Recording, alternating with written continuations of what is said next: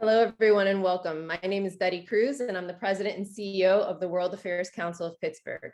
Welcome to the final day of our second annual summit. Today's topic, governance and diplomacy in a rapidly evolving global sphere, will feature remarks from Ambassador Norman Eisen and a Q&A including questions from our audience. As tensions rise between states all around the world and authoritarianism and corruption are on the rise, we will explore why this is the case and what we can do to stop it. In the context of the summit's theme, Into the Depths, exploring this global moment, we hope to explore the current state of inter-country conflict and how the way we are governed affects much more than our political sphere. Here at the Council, our new vision, is a globally minded and globally connected world that is equitable and just for all. And we know that we can't do this without our partners, whose collaboration widens our audience and sparks bold thoughts. I would now like to introduce our friend, David Hickton, who will help us welcome our speaker for the day. David Hickton is the founding director of the University of Pittsburgh Institute for Cyber Law, Policy and Security. At Pitt, Mr. Hickton also has secondary faculty appointments as professor in the School of Law, the School of Computing and Information, and the Graduate School of Public and International Affairs. Prior to joining Pitt, he served as United States Attorney for the Western District of Pennsylvania. And most recently, he served as staff director and senior counsel to the House Select Subcommittee on the Coronavirus Crisis. He has long been a staunch supporter of many civic organizations, including those that benefit children and the arts, served as an executive committee and as an executive board member and president of the Pittsburgh Public Theater, and was a member of the Pittsburgh Cultural Trust. It is now my great pleasure to welcome David Hickton. Take it away, David. Thank you, Betty, and good morning, everyone. Betty, thank you for that generous introduction, for your superb leadership of the World Affairs Council of Pittsburgh, and thanks to you and the team for this wonderful conference.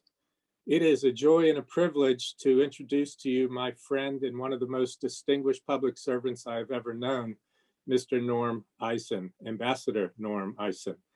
Norm began his academic career at Brown University and went to the Harvard Law School, where he was a classmate of a little-known fellow student named Barack Obama.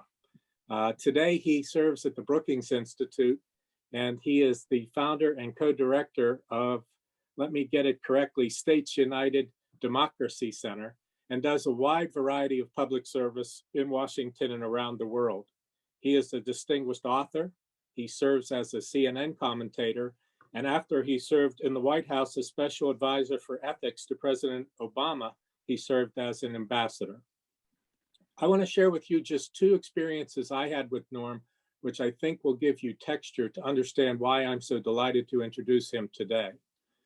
It's not been well reported or well appreciated, but the Obama administration was, simply put, the most ethical administration in history. Imagine that you're president and you decide to take the extraordinary step to have someone right at your side in the White House as ethics advisor. That says legions about President Obama and set the tone for his administration. But imagine of all the people he knew, that Norm Eisen was the person he selected to do that. And I can tell you that those of us who are alumni of the Obama administration are very proud of that record. And it was Norm who affected the president's tone and strategy to make sure that all close calls were resolved correctly. The second thing is, when I went to Washington to work on the coronavirus crisis, Norm generously reached out to me and sat with my staff to help us guide our work in a very, very challenging environment. We had to move fast. There had been a Supreme Court decision called Mazer, which limited our ability to use subpoenas. And as you know, we were able to recover billions and billions of dollars off a $2 million budget. Jim Clyburn was the face of that. I got credit for it, but actually it would have never happened without the generous support and insight of Norm Eisen. So I'm grateful for him across the arc of my career. So it is a great honor and privilege for me to welcome Norm to this conference, thank him for his distinguished service, and I'm gonna listen with rapt attention to his insights about the challenging world we face today. Thank you, Norm. Welcome. Thank you, David, and good morning, everyone. So delighted to be with all of you today. Before I begin, I want to thank David for his kind introduction. As he noted, we were Obama administration colleagues, and then I had the pleasure of working with him when he was the staff director and the senior counsel on the coronavirus oversight committee. You know, we're very proud of the accomplishments of the Obama administration that David referred to, but very mindful of the following principle that is also exemplified by the work that David did with Chairman Clyburn and his wonderful staff. We focus too much in Washington on the scandals that are, and too little on the scandals that could have been and weren't. Part of the reason that the various pandemic-related relief programs did not get into even more trouble is because of the very vigorous launch oversight in the depths of the pandemic that David, his staff, the chairman, and the members, really guided by David, did. So we all owe him a debt of gratitude for that. So I want to thank him for his very warm introduction. President Obama, for those of you who haven't had the pleasure of reading his autobiography, actually writes about our work together that David referred to. And he remembers how in the Oval Office, they were talking about an event paid for by some special interests. And everybody turned to me and said, well, can people go to this event? And I announced the watchword of our Obama oversight, which is, if it's fun, you can't do it.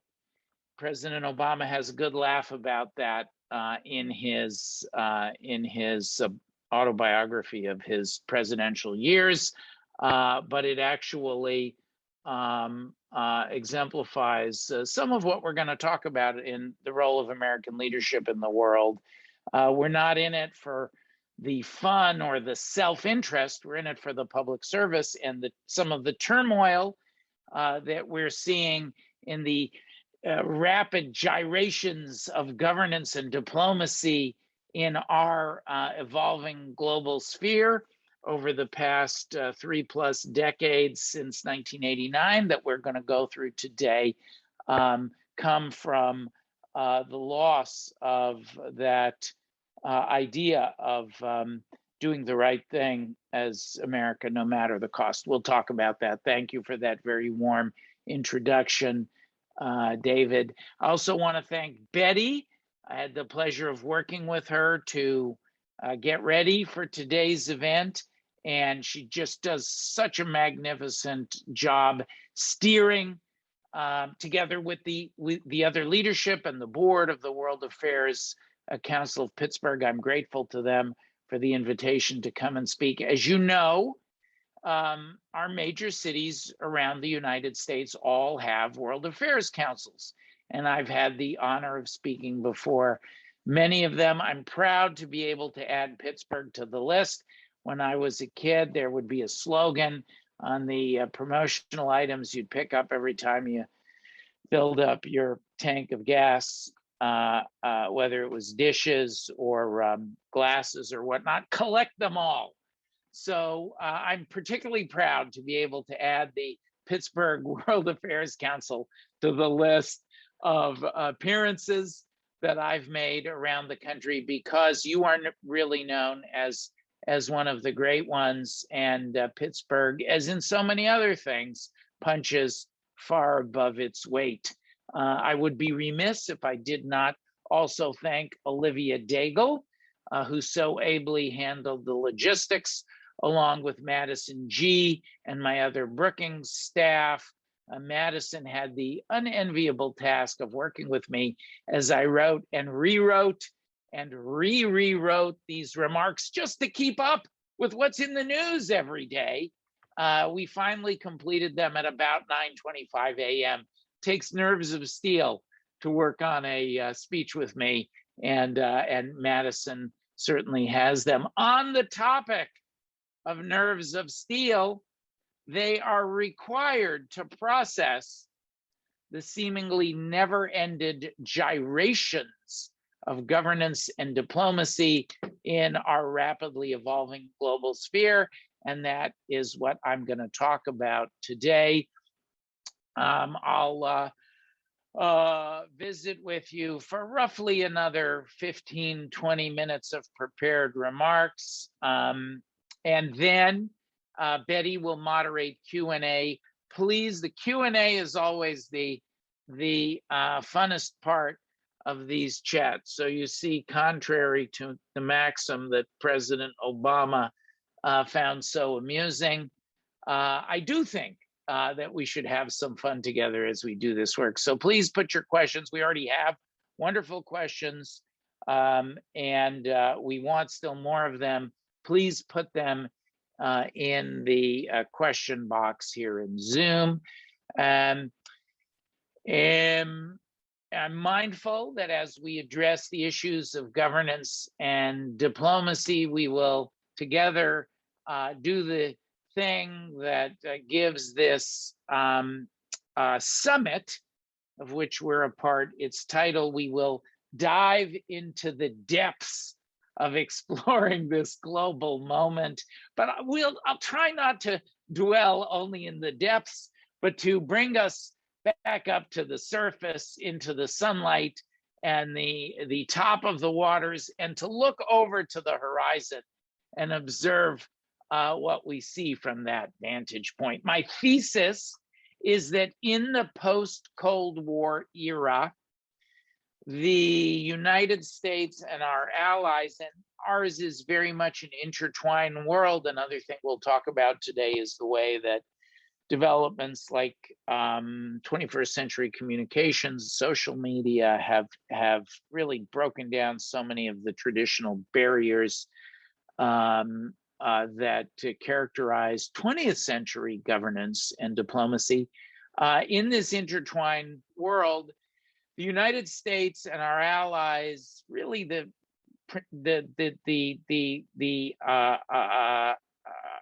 winners of the Cold War, prematurely declared global victory. The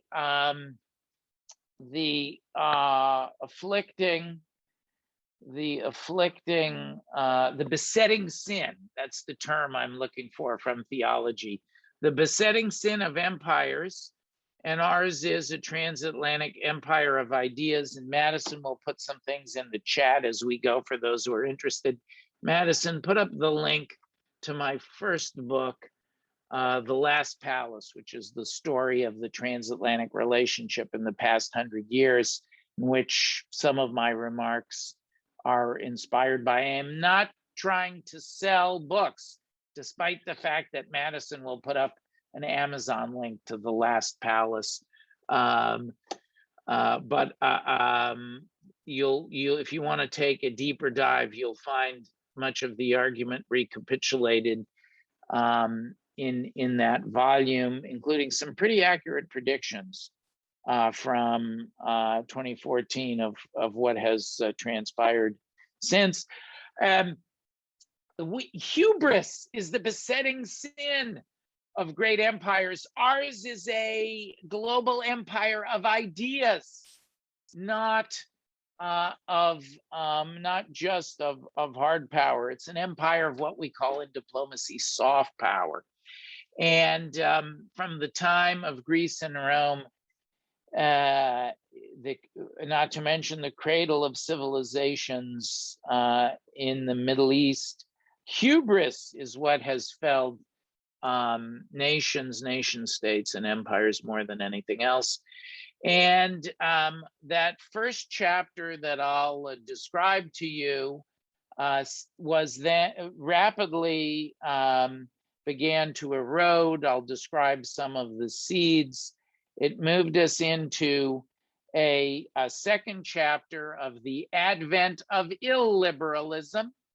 And Madison will complement the link to the last palace by putting up a link to my report on the anatomy of a liberal states when we warned about this at the Brookings Institution, myself and some co-authors. These are the Mr. Erdogan of Turkey, Mr. Orban of Hungary, and above all, Putin. I write about my fight against Putin when I was ambassador. Chapter 2 is the advent of these liberal leaders in the really the sharp turn to a liberalism in the past decade. Many of them started out as liberals, and I use the word liberal in the classical sense, which includes what we would call conservatives in contemporary domestic American parlance. The great liberals include Edmund Burke, who's the founder also of conservative thought. So in the sense of classical liberalism, part of the idea that we'll discuss is the notion that economic freedom will inevitably support political freedom. That has turned out not to be the case. For example, as we've seen with Xi's turn to Chinese, the sharp Chinese turn away from a more accommodating relationship with liberalism, although they certainly were never a liberal state. And then chapter 3, I suppose this is a 5-act play, like the works of our greatest English language dramatist, Shakespeare. I'm married to a Shakespeare professor, so you'll forgive the Shakespearean digressions from time to time. Chapter 3 is the advent of illiberalism in the United States. It's not just with the election of President Trump and the turn towards illiberalism that we saw. Of course, I worked on the impeachment because of some of that illiberal conduct. It runs deeper than that. And I'll confess, I and others failed to appreciate its full danger. Chapter 4, we're in the midst of now. The 4th act, we're in the midst of now, and that is the reaction to illiberalism. Nobody knows what the 5th act holds, but I'm optimistic about it. So let me quickly take you through those 5 acts, and then we'll turn to questions a little after 1:30 I actually have the books right here at my hand. I probably should just hold them up instead of making Madison work so hard.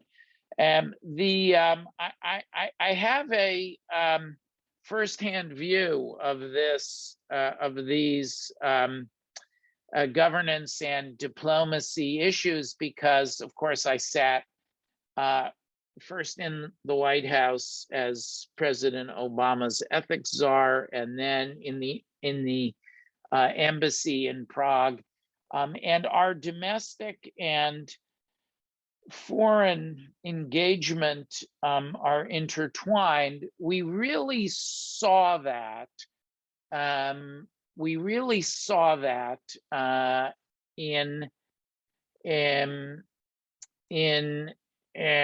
the triumph that I write about. Madison, put up the link, if you don't mind, to my book, Democracy's Defenders, for those who are interested. We really saw that intertwining of ideas in the success of the end of the Cold War. First with the administration of George H.W. Bush, and then with the Clinton administration. And the notion was very much that after a long battle lasting since the period just after World War II, America had triumphed. And if you study, for example, and in Democracy's Defenders, we dive deeply into this. You can also find it in any number of other wonderful sources that are in some of these reports we're putting in the chat. But I want to just for a minute explain what happened in terms of the Czech Republic. You had marvelous leaders like Václav Havel, who I got to know, who resisted communism. The United States form of fighting communism was in the Czech lands, then Czechoslovakia, where my mother is from, so I have a personal connection. The United States method was to back Havel and not get in front of him, so it would be an indigenous-driven face of the communist, the anti-communist overthrow, and that worked. And then we supported the development of liberal democracy, free elections, free speech, social and cultural freedoms with free markets. And if you look at the emphasis on the two, we suffered from, and again, I'm focusing on the Czech example, but this applies across the board and most painfully to our engagement with Russia. We suffered from the assumption, my friend Frank Fukuyama, I work with him, I just was on a panel with him, and he's stepped back from his most famous book, The End of History, that the Cold War had ended and the ideas of liberal democracy had won. And that hubris can really be seen in how we engaged in places like then Czechoslovakia, which split into the Czech Republic and Slovakia. We invested relatively lightly in instilling, we assumed that the freedom would almost take hold by itself. And the huge investments that we made in fighting communism, and in particular the defense investments, were not followed by a similar investment in democracy because we were overconfident in our ideas. To the extent we invested, our investments were outstripped by the spending that we did, and Democracy's Defenders breaks down all the statistics for you. The spending that we did on a kind of a free market, very, very unfettered free market solutions. Again, in Czechoslovakia, which I know best, the form of that solution was coupon privatization, where we urged rapid shock therapy and to take these communist-owned businesses, give the workers and the stakeholders coupons for their share, and privatize the business in that fashion. That led to and we assumed that the free markets would build out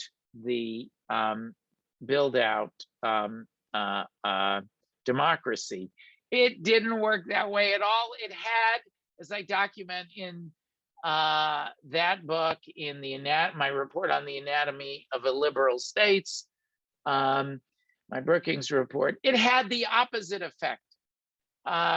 Number one, the coupons were purchased by former communist officials for pennies on the dollar, the local currency, in the case of the Czechs, the koruna, who then assembled and rebuilt their communist power bases as corrupt oligarchies that took a hold of the political regime in the country. Not only, and meanwhile, our efforts to stand up these democratic institutions that were very fragile were undernourished, and it has led to a struggle with kleptocracy and a failure of democracy and a failure of genuine free markets, where this kind of state kleptocracy has taken hold. That is a struggle in the Czech Republic today, has led to repeated scandal and upheaval next door in Slovakia, and really tells the story, I believe, of many of our difficulties with Putin and Russia. Uh, um, and it's traced in the anatomy of a liberal states, across a number of other states. That brings me to the second act, which is the advent. What I've just described really unfolded over a period. I've condensed it greatly, mindful of the fact that we're almost half past the hour. It unfolded over a period from the Bush administration to the Obama administration.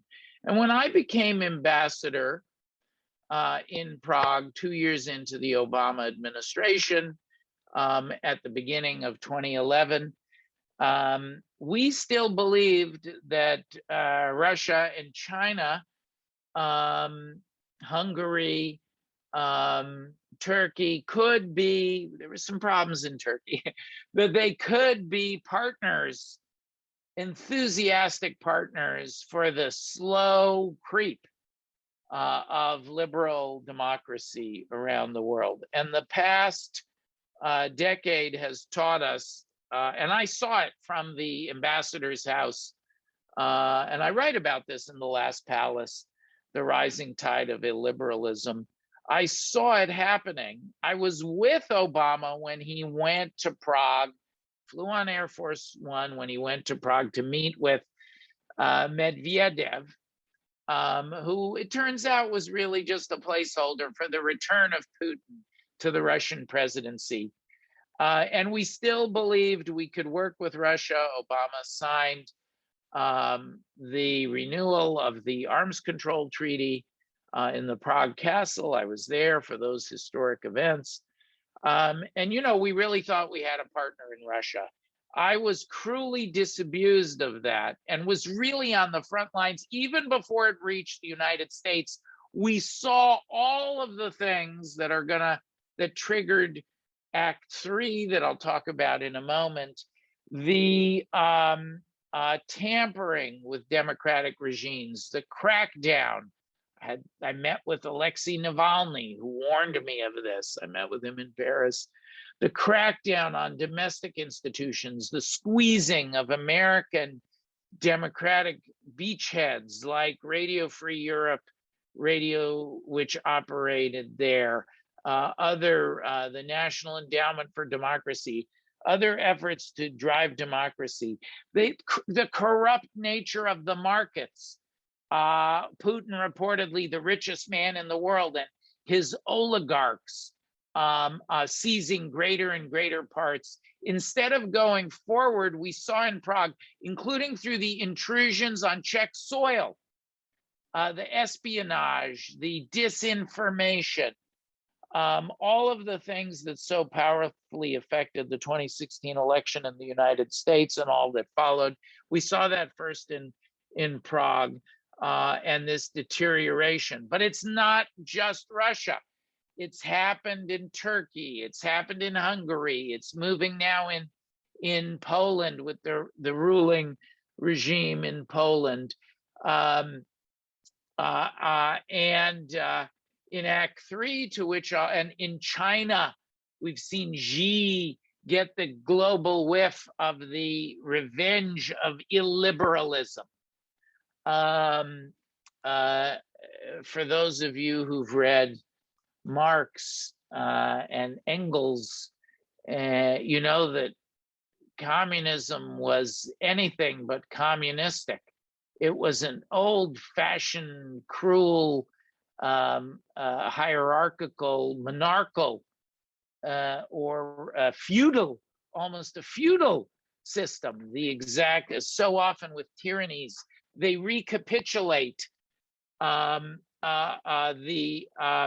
systems that they replace. And we've seen the advent, illiberalism in some, we've seen the advent of those illiberal regimes. And of course, moving to Act 3, they struck in the United States in 2016. Many poo-pooed the notion that could ever happen here. My mother was a Holocaust survivor, and she passed not long after the first year of my ambassadorship. She was so proud, from Czechoslovakia. She was so proud that her son went back to that country. And in fact, I went back to live in a mansion. That's the subject of the last palace. The first link we put in the chat. I went back to live in a mansion that had been built by a Jewish family and occupied by the same Wehrmacht Nazi regime, the occupiers who sent my mother and her family to Auschwitz. And that home was bought by the Americans after the war, and is now our ambassador's residence. And my mother loved to tell people they took us out of there on cattle cars, and my son went back on Air Force One. She loved to tell that story. And my mother warned me, and that book describes the warnings from my mother and President Havel, my two diplomatic mentors, that this illiberalism was coming back. And I refused to listen to them at first. I thought it was ridiculous when I was preparing that this could ever happen again. And as we come to chapter 3, and Russia, if you're listening, you'll be mightily rewarded.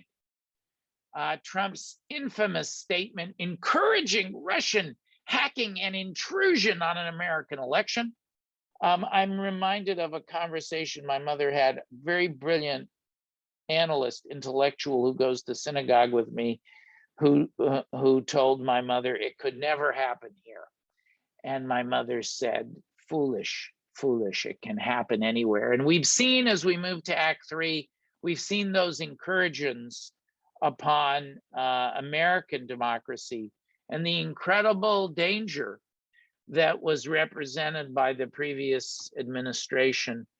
And I say this not in a partisan or in an electoral way at all. In fact, I will tell you, perhaps this is more evidence of the same naivete that led me to minimize my mother's and then President Havel, once I got to Prague, his warnings. As you'll see, I don't want to give it away, but as you'll see from the end of The Last Palace, as you'll see, I woke up. But perhaps in the naivete that I'm prone to as an optimist, I was a volunteer I volunteered to help the Trump transition be more ethical. The job that you heard that I had done for President Obama, I was giving them advice and traveling to the Trump transition.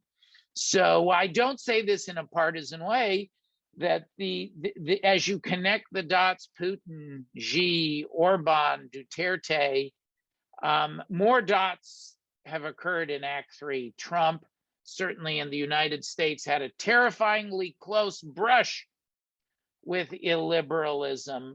Was a very near-run thing.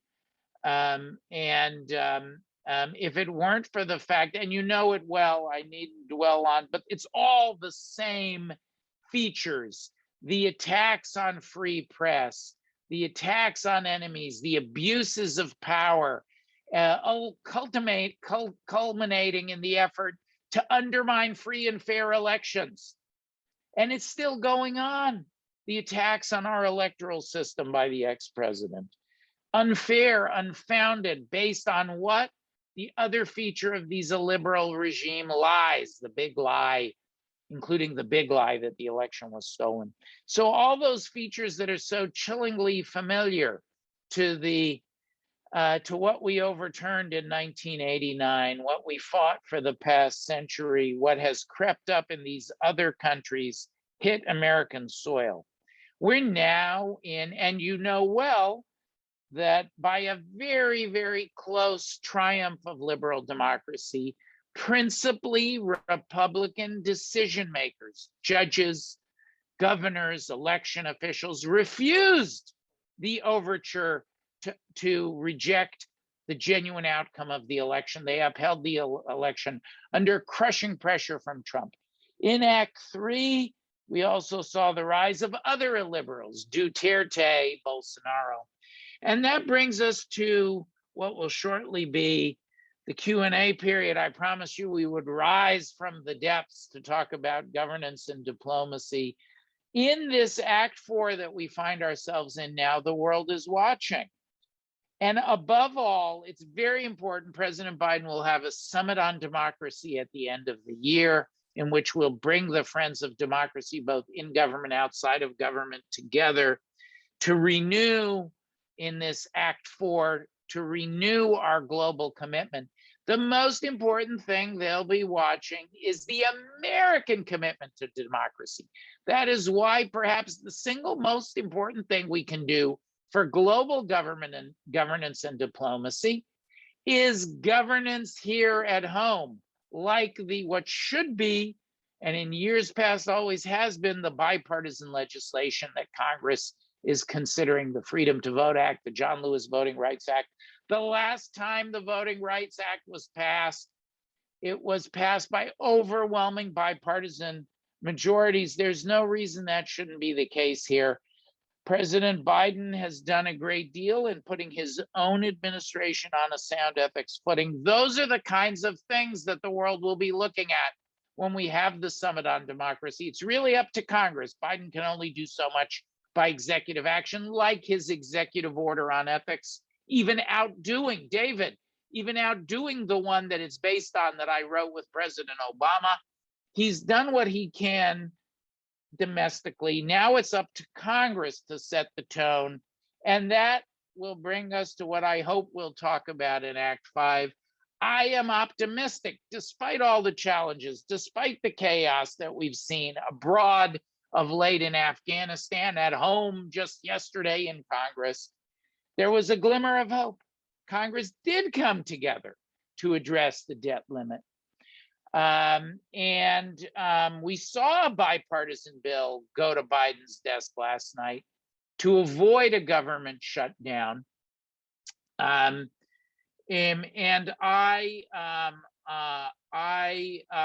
did that. I think we're going to see something similar. I should say we're going to see something similar on the debt limit. We're going to see other bipartisan compromises succeed, and the world will be looking at that as well. I am optimistic that Act 5 of this Shakespearean drama will result in new heights for the advent of liberal democracy. If you look at the long historical picture, I'm going to leave you with this last thought, and then we'll do our Q&A. Betty will lead us through. In the Oval Office, when I worked in the White House, every new president redecorates the Oval Office. It's a symbol of the renewal of American democracy, and I would argue to you the renewal of American global leadership on governance and diplomacy in the advancement of liberal democracy. The new president redecorates the Oval Office. And actually, as the ethics czar, I was involved. I had to approve all the contracts to make sure nobody was giving us any special deals on anything contrary to law. And the president put in a new rug, big oval rug in the Oval Office. And he had some of his most meaningful, important mottos that guided him embroidered around the edge of that rug. And one of them was the following, and I think it describes the history of the United States and the history of the past 3 centuries. And it defines, it's an evidence-based faith that defines the reason for my optimism about the better and brighter Act 5 that lies at the end of this drama. It is the statement by a 19th century theologian that Dr. Martin Luther King loved to quote. And it is one that really defines the history of America as a nation and our global leadership in the world with our allies. And I suppose even the acts I've described to you and the successes against illiberal democracy here at home in Act 4 acquit this thesis. It is that the arc of history is long, but it bends towards justice. And I would argue that includes political justice, economic justice, and it bends towards liberal democracy. Thank you, friends, for allowing me to chat with you a little bit about the state of governance and diplomacy in these turbulent times at home and abroad. for going down into the depths with you in this summit and hopefully rising above, looking towards the horizon for what I believe will be the continued painful, slow, difficult, challenging, but continued progress towards that horizon of a better world for all of us, led by the United States. And with that, Betty, back to you. Thank you so much, Ambassador Eisen. I had no idea that you could bring such passion and energy to this topic of governance and diplomacy, and it's been incredibly insightful to hear about your experience. Let's lean in a bit more into your experience as ethics czar and your expertise in governance specifically. So what are some of the obstacles faced by governments when implementing their ethics plans? Why do governments at home and globally struggle to maintain this, strong anti-corruption practice when the intent to do so is there? Well, the answer to that question, Betty, is one that has animated the American experiment since our very beginnings. Alexander Hamilton wrote in the Federalist that, and I paraphrase, that government above all must take precautions to assure that it is not hijacked by the selfish interests of those who govern at the expense of the governed. And Hamilton, Madison, and the other framers and founders, were Jefferson, Franklin, Washington. They were all obsessed. They were students of history, Betty. And they saw what had happened to the Greeks, the Romans, the biblical Hebrews, David and Solomon, the way that the corruption of individuals brought down powerful empires. And so there's this never-ending struggle. As President Biden once said to me when we were working together on an international ethics project, actually, when I was in the administration, when he was vice president, he said, Norm, my grandfather used to tell me, it's like mowing the grass. You mow and it just keeps coming back. And it's so at bottom, I would say to you, it's human nature that people, all of us,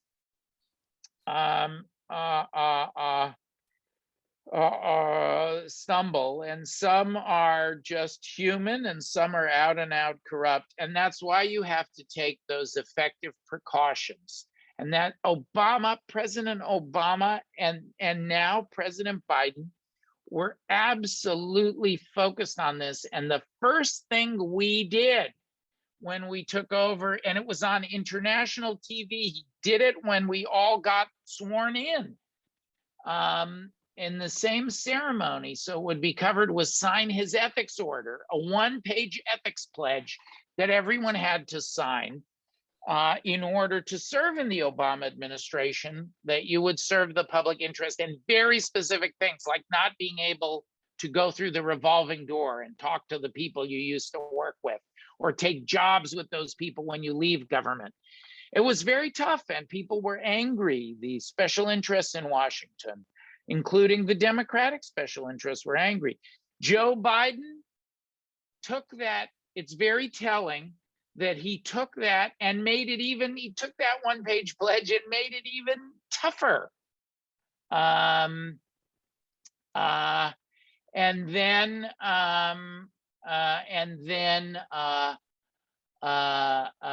It's also telling that the first thing that President Trump did when he took office on his first day in office was to gut that, to rescind, to revoke the Obama executive order on ethics and to replace it with a weak and laughable one, and the corruption that followed, the most corrupt administration, I believe, in our nation's history.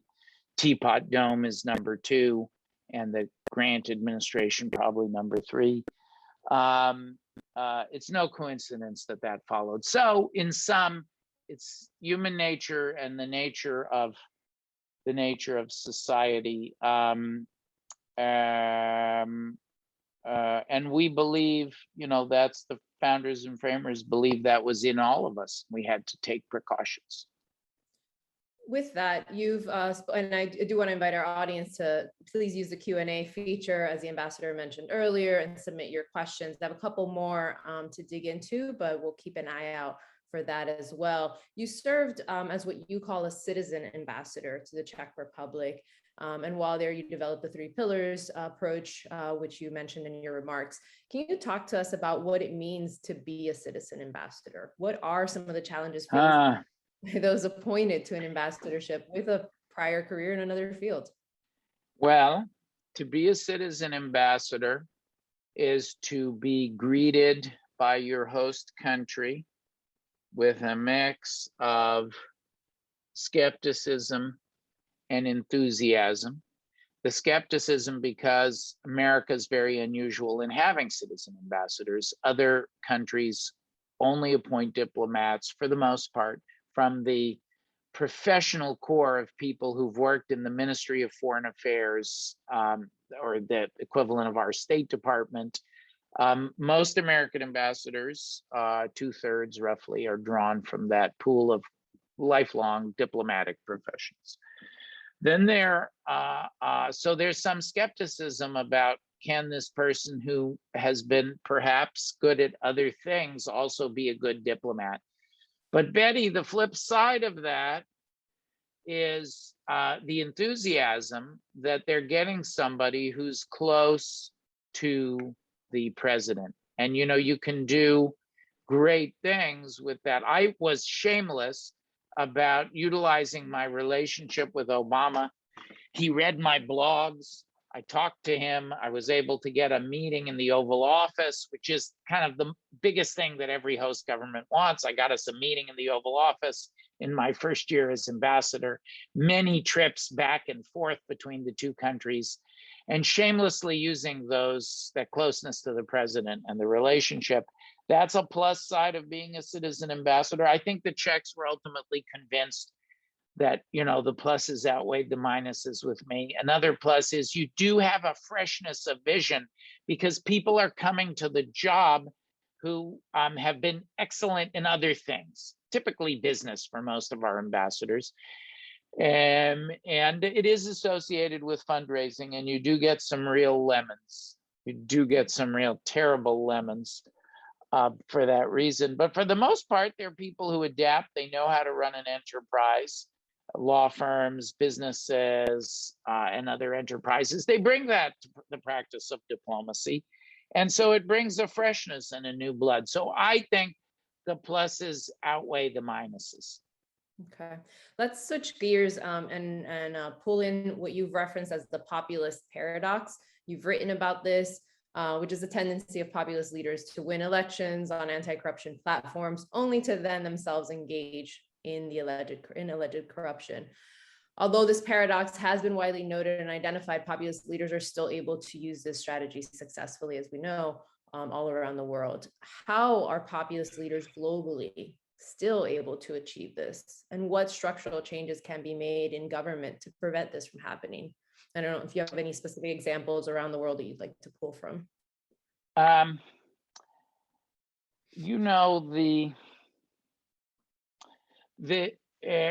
lost track of what we've put in the chat. Madison, would you put in the chat? I wrote a whole report about this for Brookings, Betty.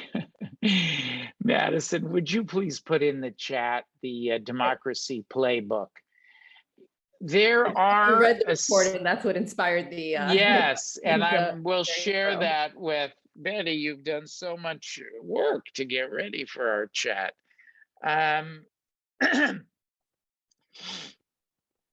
The answer is that there are, and it's part of the reason, I'm so glad you asked that question. It's part of the reason that I'm optimistic about Acts 4 and 5 in our great drama of global liberal democracy. There are a series of proven methods that can be utilized to push back on the populist paradox and the other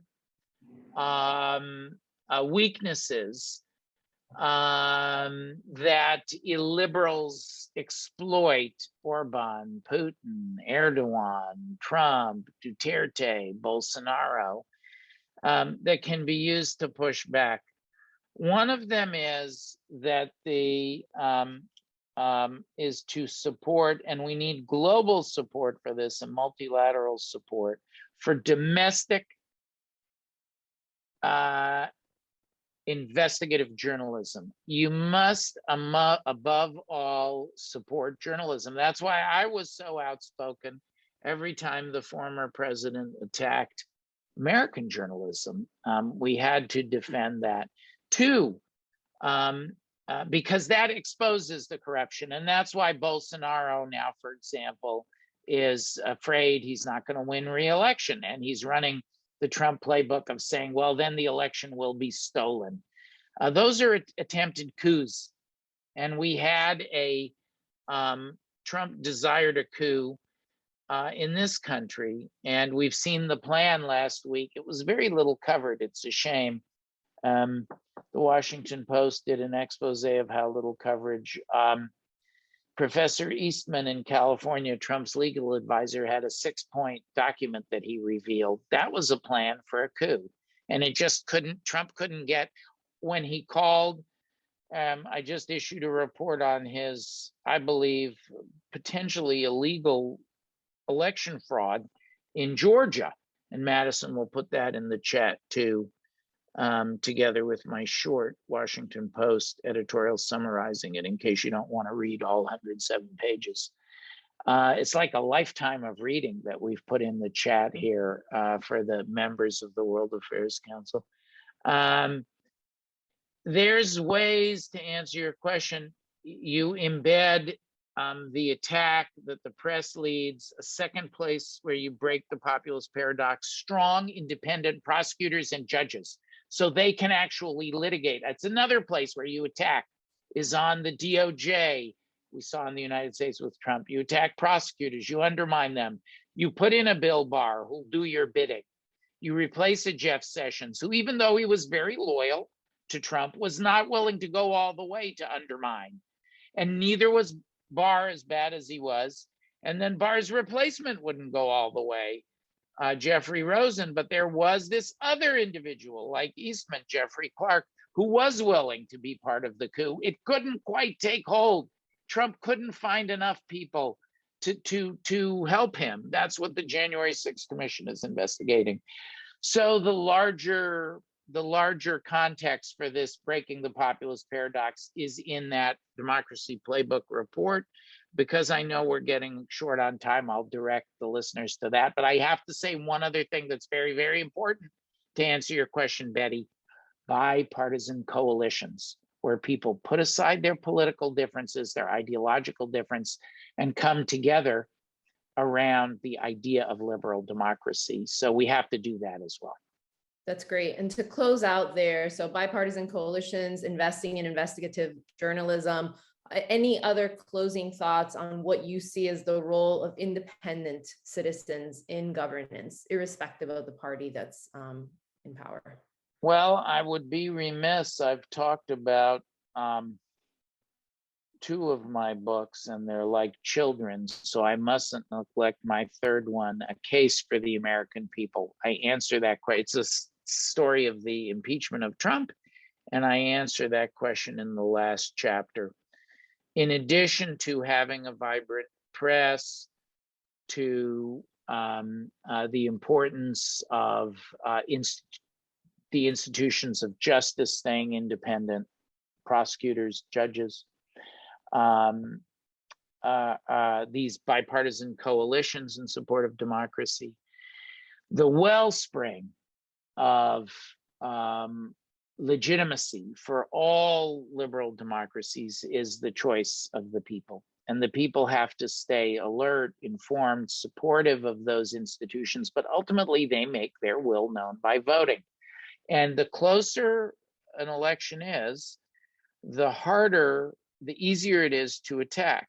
And if we had been in a Bush v. Gore type situation in the last round, I don't, even if the people had genuinely voted for democracy, I don't know what the outcome would have been. It was close. It was very, very close, but fortunately it wasn't that close because the people did and it's not a partisan thing. The success of Biden was that independents who had previously, part of the success was that independents dramatically swung to him and other traditional Republican bases, not because of any great love of Biden, I believe because of a love of democracy, that bipartisan voter choice. So the answer is stay engaged, stay informed, stay active, and above all, vote. Thank you, Ambassador Eisen. What an important conversation on governance and diplomacy. Thank you so much for your impactful and eye-opening remarks and this lively conversation. I learned a lot today. Thank you, David Hickton, for your wonderful introduction of our guest speaker. Today's program was recorded and will be made available for viewing in the coming days. We'll be back at noon today with our closing keynote by Lina Abarafi, and we'd love for you to join us there to help us close out this summit. Thank you all. Thank you, Ambassador, again. Until next time.